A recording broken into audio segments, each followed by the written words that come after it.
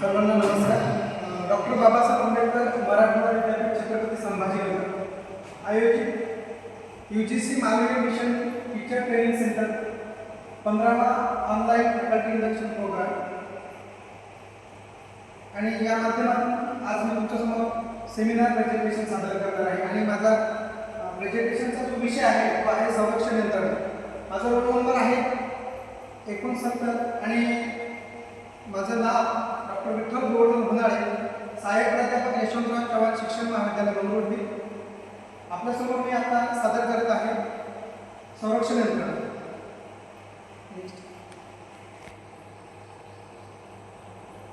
तर संरक्षण यंत्रणा ही एक मानसशास्त्रातील संकल्पना असून व्यक्तीने जीवनात कसं जगायचं या संदर्भात आपल्याला संरक्षण यंत्रणा बरीच मूलभूत अशी मार्गदर्शन करणारी ठरते. तर संरक्षण यंत्रणेच्या बाबतीत जर आपण बघितलं तर आपण त्याचा प्रास्ताविक सुरुवातीला पाहू. तर माणसाला गरजा ही माणसाची शक्ती आहे. गरज जर नसेल तर तो माणूस असू शकत नाही. म्हणून जीवनात आपल्या गरजा पूर्ण करण्यासाठी आपल्याला सतत काहीतरी प्रयत्न किंवा काहीतरी धडपड करावी लागते आणि प्रत्येक वेळी त्या धडपडीमधून त्या गोष्टीमधून आपल्याला यश मिळेलच असं नाही. अपयश मिळाल्यास त्यातून मार्ग काढण्यासाठी सुद्धा आपण धडपड करत असतो. तर परीक्षेत जर आपल्याला यश मिळाले नाही तर आपल्या प्रतिष्ठेचा जोजोरा होऊ नये म्हणून आपण कुठलं तरी कारण देतो. यालाच आपण सामान्यपणे संरक्षण यंत्रणा म्हणतो. तर संरक्षण यंत्रणेचा ही प्रास्ताविक आपण पाहू. त्याच्या पुढचं संरक्षण यंत्रणेचं जे पुढील मुद्दा आहे तो आपण पाहू. संरक्षण यंत्रणेमध्ये कोणकोणते मुद्दे समावेश होतात. तर पहिला आहे समर्थन, दुसरा आहे प्रक्षेपण, तिसरा आहे विकृत श्रद्धा, चौथा आहे प्रतिपूरण, पाचवा आहे तादात्म्य, सहावा आहे विस्तारपण, सातवा आहे नकारात्मक वृत्ती, आठवा आहे प्रतिक्रियात्मक वृत्ती, नववा आहे दिवास्वप्नरंजन, दहावा आहे परागमन, 10वा आहे दमन, 11वा आहे आजारीपणाची सोंग, त्याच्यानंतर 12वा आहे अनिवार्य बलवृत्ती आणि 13वा आहे उदात्तीकरण. असे संरक्षण यंत्रणेचे जे काही घटक आहेत ते आपण पुढील प्रमाणे अभ्यासू शकतो. तर पहिला आहे समर्थन. तर याच्यामध्ये समर्थनामध्ये आपल्याला अपयशाचे खरे कारण न सांगता इतरांना सहमत होईल अशी कारणे देण्याची बहुधा सर्वांमध्ये प्रवृत्ती असते. परीक्षेत नापास झालेला विद्यार्थी आपले अपयश सहसा कबूल करत नाही, की तो सांगतो की नेहमीपेक्षा आम्हाला प्रश्नपत्रिका कठीण आली त्याच्यामुळे आम्ही या परीक्षेत मी पास होऊ शकलो नाही. तर तो असं आपल्या वक्तव्याचं किंवा आपल्या जीवनात ज्या ज्या गोष्टी घडतात त्याचं चुकीचं आपण समर्थन करीत असतो. तर याच्यामध्ये जे आहे की एखादा विद्यार्थी आपल्याला सांगतो की मी 2-3 मार्काने नापास झालो किंवा मी माझं असं झालं, तर तो त्याच्या समर्थन करीत असतो. कशासाठी? की त्याला जी गोष्ट जमली नाही त्याच्या लोकांनी त्याच्याकडे पाहण्याचा दृष्टिकोन बदलला पाहिजे म्हणून तो समर्थन करीत असतो. दुसरं आहे प्रक्षेपण. जेव्हा आपले दोष दुसऱ्याला चिकटवण्याचा व्यक्ती प्रयत्न करतो तेव्हा त्याला प्रक्षेपण म्हणतात. आता तुम्ही प्रक्षेपण शब्द आपण बऱ्याच वेळा अवकाशी जे तंत्रज्ञान आहे त्याच्यामध्ये तुम्ही बऱ्याच वेळा ऐकलं असेल की या ग्रहाचं या उपग्रहाचं प्रक्षेपण झालं, त्या उपग्रहाचं प्रक्षेपण झालं. तर आपली गोष्ट दुसऱ्याला चिकटवणे म्हणजे प्रक्षेपण. आता प्रक्षेपण म्हणजे त्याच्यामध्ये सरळ आहे की नाचता येण्याने अंगण वाटतं. ही म्हणजे आहे प्रक्षेपण वृत्तीचं उदाहरण आहे. परीक्षेत नापास झालेल्या मुलाला जर आपण विचारलं तर तो सांगतो की मी एकटाच नापास झालो तर माझ्या वर्गातील माझ्यासोबत 20 ते 30 मुलं नापास झाले असे सांगून तो आपल्या अपयशाची जी तीव्रता आहे ती कमी करण्याचा प्रयत्न करतो. हे प्रक्षेपणाच्या याच्यामधून आपल्याला समजू शकतो. पुढचं जे आहे ते आपल्याला पाहता येईल की पुढचं आहे विकृत श्रद्धा. आता या समर्थनाचा जर अतिरेक झाला की विकृत श्रद्धा हा प्रकार संभवतो. एखाद्या संशयी व्यक्तीला किंवा माणसाला जो आपल्या विरुद्ध आहे असे वाटू लागल्यास जो मला जळतात तो असं म्हणतो. आता तुम्ही पहा ऑफिसमध्ये काम करताना किंवा दैनंदिन जीवनातून किंवा आपल्या श्रीमंतीकडे पाहण्याला बरेच लोक आपण एखाद्याला विचारलं तर आपल्याला म्हणतात की लोक मला जळतात, माझ्या संपत्तीला जळतात, माझ्या विद्वत्तेला जळतात. काही लोक त्याच्या पुढे म्हणतात की मी खूप छान दिसतो, मी खूप पाहायला सुंदर आहे, याच्यासुद्धा साधी लोक जळतात. म्हणून ही विकृत शब्द आपोआप निर्माण होते. विकृत शब्द म्हणजे माणसाच्या मनातील निर्णय घडतो, त्याला आपण विकृत शब्दाचे म्हणू शकतो. त्याच्यानंतर चौथं जे आहे प्रतिपूरण. आता प्रतिपूरण म्हणजे काय की शारीरिक किंवा मानसिक न्यूनतेमुळे व्यक्तीला आपण मागे पडतो असे वाटते ही भावना नष्ट विशेष परिश्रम करून ती मुली घडून काढण्याचा काय करते हे करते प्रयत्न करते, त्यालाच आपण काय म्हणतो प्रतिपूर्ण. आता प्रतिपूर्ण या शब्दाच्या याच्यामध्ये त्याचं हे आहे की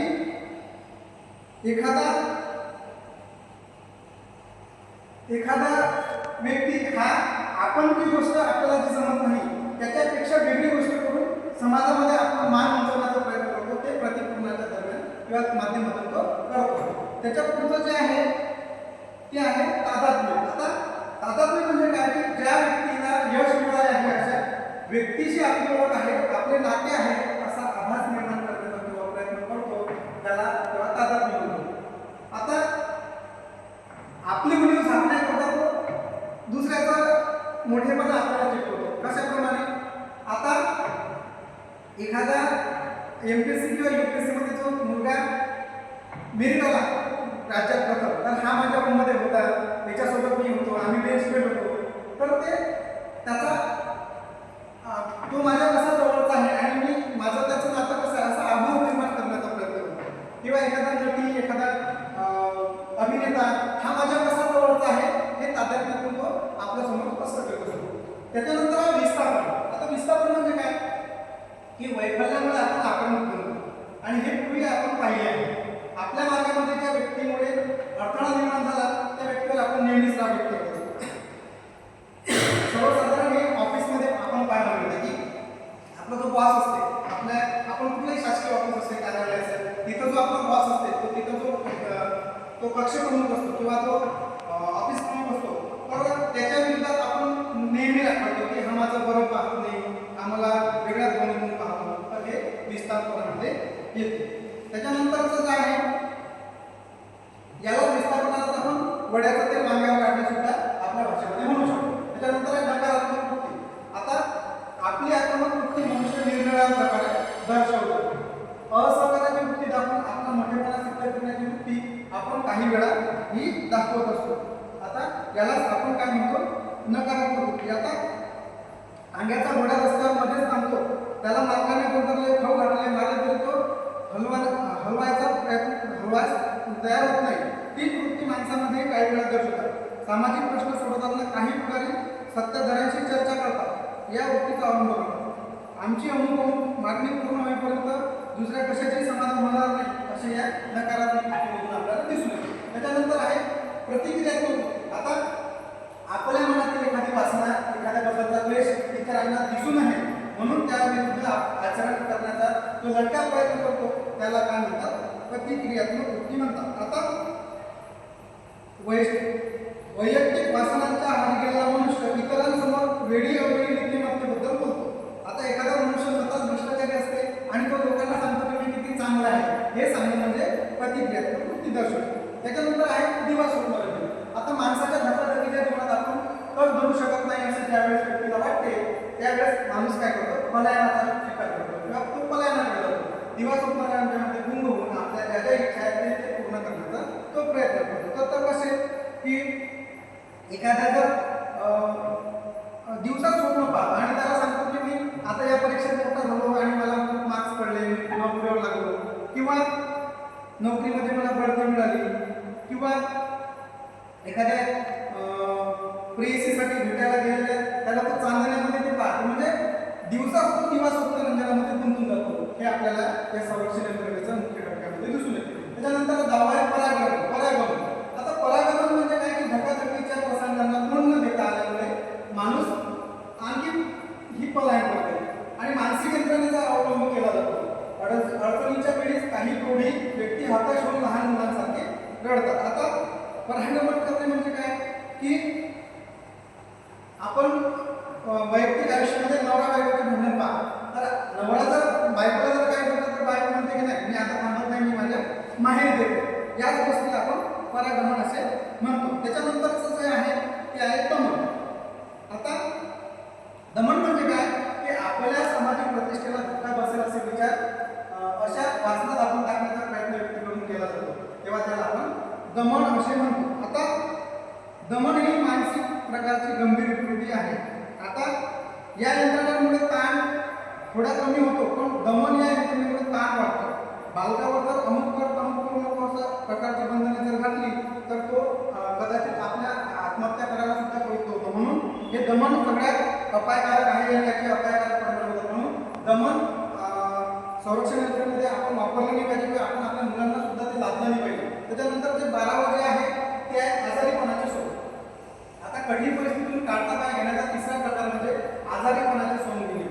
आता एखाद्याचा अभ्यास झाला नाही आणि त्याची परीक्षा जवळ आली, मग त्याला त्या परीक्षेची भीती वाटते. मग तो काय करतो की त्या दिवशी त्या मुलांचं पाय दुखतील, पोट दुखेल, डोकं दुखेल आणि तो विविध कारणं सांगून ती परीक्षा टाळण्याचा किंवा ती गोष्ट टाळण्याचा प्रयत्न करतो. आणि आजारीपणामध्ये काय वडील आई वडिलांचा तो सहानुभूती मिळतो. त्याच्यामुळे आई वडील त्याला ती जी गोष्ट करायची आहे ती त्याला करू नको म्हणतात. म्हणून आजारीपणाचा सोंग सुद्धा त्याच्यामध्ये सगळ्यात महत्त्वाचा, त्याला आपण सोंग सुद्धा म्हणू शकतो. त्याच्यानंतर 13 नंबरचा आहे अनिवार्य बलप्रवृत्ती.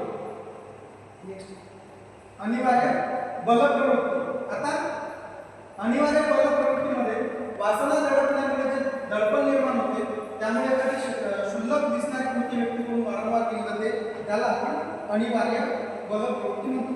आता रस्त्याने जाताना दिव्याच्या खांबांना स्पर्श करणे, कोणाशी संभाषण करताना रुमालाने वारा घेणे, बोलताना खांदा उडवणे, रस्त्यांना जाताना अंक मोजणे वगैरे निरर्थक वाटणाऱ्या अशा कृती वेळोवेळी यामध्ये अनिवार्य बलप्रवृत्तीमध्ये केल्या जातात. त्याच्यानंतरचं 14 आहे उदात्तीकरण. आता समाजातून जे वर्तन निषेधार्ह मानले जाते ते न करता समाजाला मान्य अशा मार्गाने जाण्याचा प्रयत्न करणे म्हणजे उन्नयन.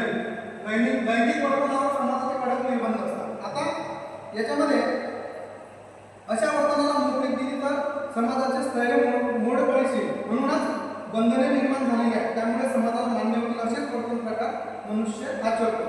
माता होण्याची इच्छा अतृप्त राहिलेल्या एखाद्या गरीब मुलाचा सांभाळ करणे किंवा अनाथ बालकाश्रमामध्ये काम करणे हे उदात्तीकरण होय.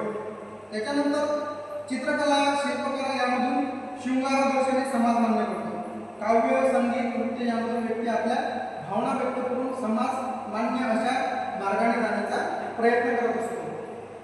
सखाराम भाईंदर या नाटकातील शृंगाररसाचे पिळसवाने प्रदर्शन हे मात्र उदात्तीकरण नव्हे, हे आपण लक्षात घेतले पाहिजे. त्याच्यानंतरचं जे आहे याचा जर आपण आपल्या भाषेमध्ये जर सारांश बघितला की ही जी संरक्षण यंत्रणा आहे या वर वर्णन केलेल्या वर्तन प्रकारांपेक्षा भिन्न असे प्रकारही याच्यामध्ये दिसून येतात. एवढीच संरक्षण यंत्रणा असं नाही पण याच्या व्यतिरिक्त सुद्धा दिसून येतात की आपण काही लोक आपण आपल्याच कामामध्ये काय असे दाखवतात. त्याच्यानंतर क्षुल्लक गोष्टीने मोठ्याने हसणे, आपल्या बोलण्याला तात्विक अधिष्ठान आहे. काही लोक पाच समाजामध्ये की मी बोलतो म्हणजे सगळं तात्विक बोलतो आणि मी बोलतो म्हणजे सगळी फिलॉसॉफी बोलतो, या सर्वांचा असं दाखवण्याचा प्रयत्न करतात आणि या सर्वांचा जर झाला तर त्याचे मानसिक विकृतीमध्ये रूपांतर होते. म्हणून मनुष्य वस्तुस्थितीचा विचार न करता आपल्या उणिवा झाकण्याचा जेव्हा प्रयत्न करतो तेव्हा खऱ्या अर्थाने संरक्षण यंत्रणा आपल्या कामी येते. पण संरक्षण यंत्रणेचा उपयोग काही ठिकाणी केला तर चालेल, पण प्रत्येक वेळी जर तुम्ही संरक्षण यंत्रणा जर केली तर माणूस हा वैफल्यातून मानसिक रुग्णतेकडे जातो. म्हणून प्रत्येक वेळेसच आपण ही जी संरक्षण यंत्रणा ती वापरणे योग्य नाही. म्हणून ज्या ठिकाणी आपल्याला संरक्षण यंत्रणा वापरणे गरजेचं आहे त्याच ठिकाणी आपण संरक्षण यंत्रणेचा वापर केला पाहिजे. त्याच्यामध्ये दमन, विस्थापन यासारख्या प्रकारांमध्ये संरक्षण यंत्रणेचा वापर आपण कदापिही केला नाही पाहिजे. जर केला तर माणूस हा विकृतीकडे जातो, एवढं आपल्याला लक्षात येईल. म्हणून संरक्षण यंत्रणेचा वापर पर्यायी म्हणून केला पाहिजे आणि अनिवार्य म्हणून